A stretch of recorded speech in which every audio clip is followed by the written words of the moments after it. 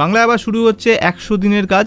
তো সম্প্রতি কলকাতা হাইকোর্টের তরফ থেকে কেন্দ্রীয় সরকারকে আগস্টের প্রথম থেকে পুনরায় আবার 100 দিনের কাজ চালু করার নির্দেশ দেওয়া হয়েছে এবং এটাও বলা হয়েছে এই 100 দিনের কাজ শুরু করার জন্য যে কোনো শর্ত আরোপ করতে পারবে কেন্দ্র, কারণ কোনোভাবেই এই কাজ আর বন্ধ রাখা যাবে না।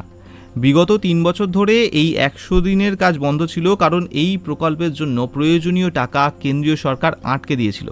কারণ অভিযোগ উঠেছিল কেন্দ্রের দেওয়া এই প্রকল্পের জন্য টাকা নিয়ে পশ্চিমবঙ্গে চরম লেভেলের দুর্নীতি হয়েছে। প্রকৃত জব কার্ড হোল্ডারদের অধিকাংশকেই নাকি এই প্রকল্পের সুবিধা দেওয়া হয়নি, মৃত ব্যক্তিদের নামে টাকা নেওয়া হয়েছিল, এমনকি নকল বাঁধ তৈরি করেও টাকা নেওয়া হয়েছিল। সেই সময় কেন্দ্রের পাঠানো একটি দল বাংলায় আসে এবং পুরো ব্যাপারটা খতিয়ে দেখে কোটি টাকার ওপর দুর্নীতির অভিযোগ এনেছিল এবং জানিয়ে এখনও পর্যন্ত মামলা চলছে। কিন্তু এই পুরো কাজ বন্ধ হয়ে যাওয়ার ফলে ক্ষতিগ্রস্ত হয়েছিল সেই সমস্ত মানুষ যাদের কাছে এই 100 দিনের কাজটি রুজি রোজগারের একমাত্র ভরসা ছিল।